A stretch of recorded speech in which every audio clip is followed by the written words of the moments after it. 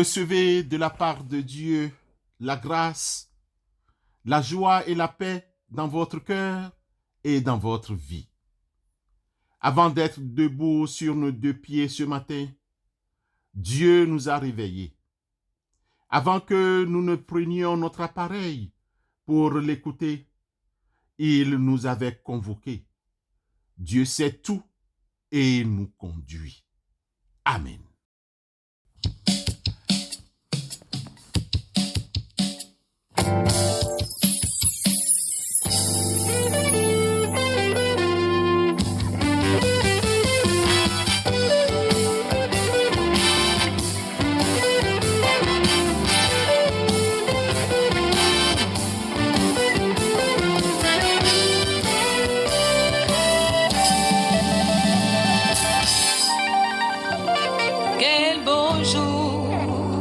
Devant ta face, tous tes rachetés apparaîtront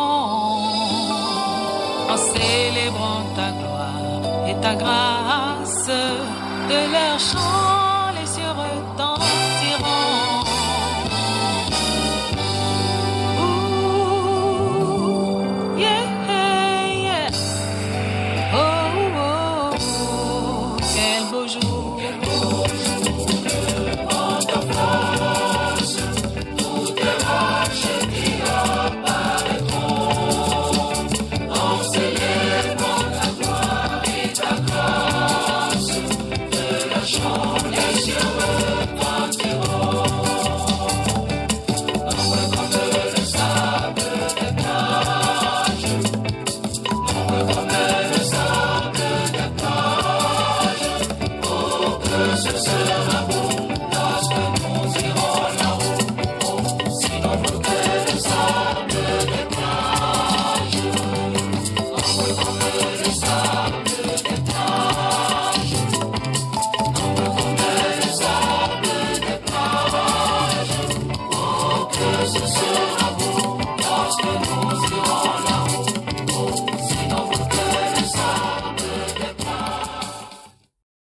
Bien-aimés dans la foi en Christ, hier, nous avons appris que les ministres de la parole de Dieu ne doivent pas abuser des paroissiens. Ce matin, nous aimerions vous parler de la manière dont les paroissiens abusent volontairement ou involontairement des pasteurs. L'abus des chrétiens face à leurs responsables. Bien-aimés, Dieu, dans sa pédagogie, exige que les paroissiens, les brebis, c'est-à-dire les chrétiens d'une église locale, honorent et respectent les bergers, les pasteurs. Certains ministres de la parole de Dieu se sont désintéressés, voire abandonné leurs ministères pastoraux à cause des abus des paroissiens. Nous sommes tous les intendants les uns pour les autres. De nombreux pasteurs se sentent abusés financièrement, matériellement, spirituellement par les paroissiens. Jésus lui-même n'avait pas apprécié ses contemporains frères et sœurs juifs qu'il était venu sauver et qui l'ont rejeté, ils l'ont tué. Mais Jésus leur dit, un prophète n'est méprisé que dans sa patrie, parmi ses parents et dans sa maison. Lisez pour votre connaissance Marc 6, verset 4, Marc 6, verset 4, Jean 1, verset 11 et 12, Jean 1, verset 11 et 12, Luc 23, verset 18, Luc 23, verset 18. Un pasteur est trop souvent appelé à quitter sa paroisse quelques semaines après son installation. Dans la plupart des cas, ce sont des paroissiens abusifs qui le persécutent. Les conjoints ou les enfants des pasteurs ont vu leurs partenaires ou parents humiliés, accusés ou soumis au chantage par des membres pour lesquels ils travaillent jour et nuit. Le pasteur est laissé sans reconnaissance de son ministère après avoir travaillé jour et nuit pour les paroissiens. Pourtant, la parole de Dieu nous enseigne que tu n'en museleras point le bœuf quand il foule le grain. L'ouvrier mérite son salaire. 1 Timothée 5, 18. 1 Timothée 5, 18. Les conséquences de cette situation sont très fâcheuses, désastreuses, car certains pasteurs abandonnent trop souvent parce que les membres abusifs prennent les pasteurs pour acquis. Certains pasteurs ne sont pas à l'abri de besoins. Le pasteur est censé supporter les abus et n'a pas le droit de se plaindre parce qu'il est un homme de Dieu. La famille du pasteur est accablée émotionnellement, physiquement, spirituellement. Bien-aimé dans la foi, le pasteur est rabaissé sans personne pour le conseiller ou lui apporter un soutien émotionnel ou financier.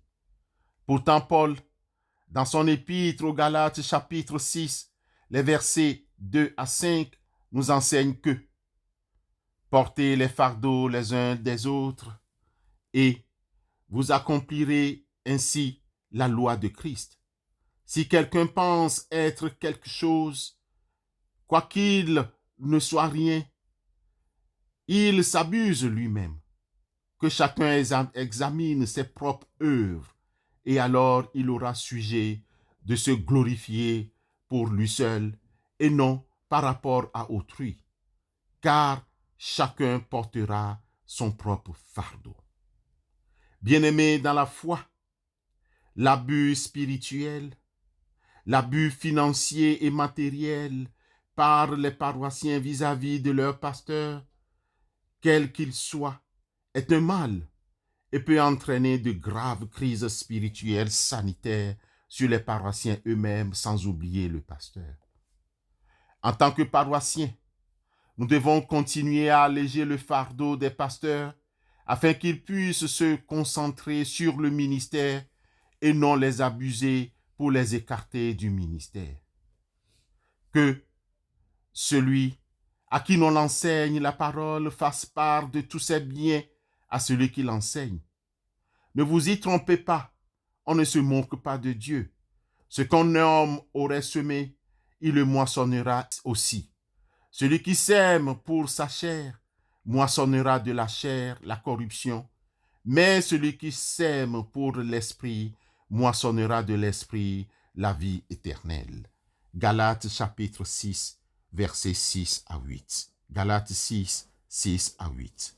Amen.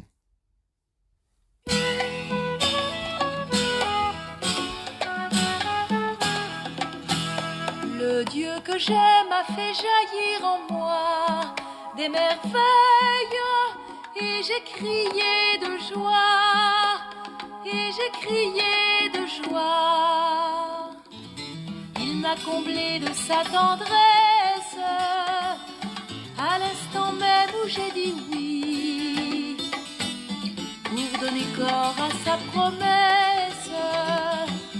Entre les femmes, il m'a choisi. Le Dieu que j'aime a fait jaillir en moi des merveilles. Et j'ai crié de joie. Et j'ai crié de joie.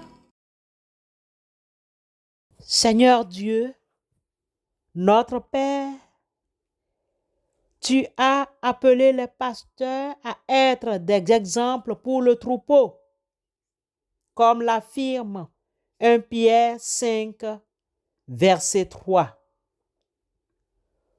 Aucun pasteur n'est parfait.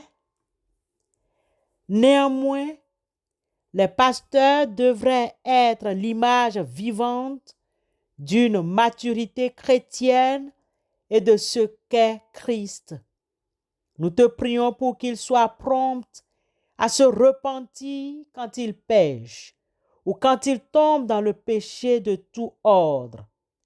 Nous te prions pour qu'ils soient de plus en plus conformes à l'image de Christ. Délivre les pasteurs de la main du malin.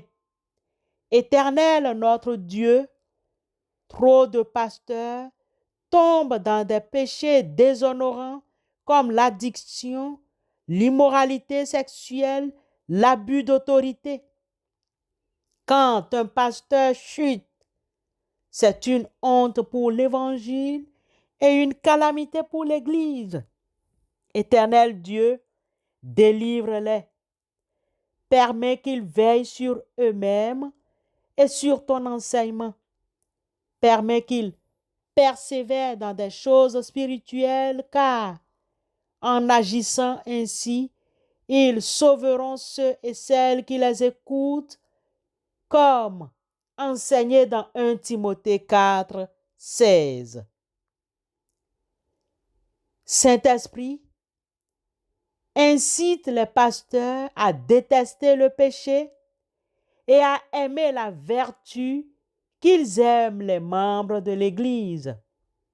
Père, nous te prions pour que les bergers prennent soin des brebis dont ils ont la charge, que les brebis aussi prennent soin des pasteurs pour les aider à alléger la tâche pastorale.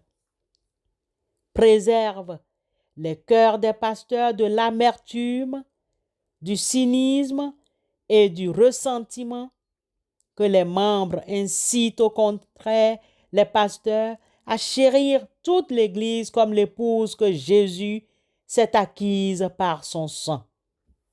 Nous te prions pour que les pasteurs manifestent un dévouement ardent et constant vis-à-vis des membres de l'Église et vice-versa.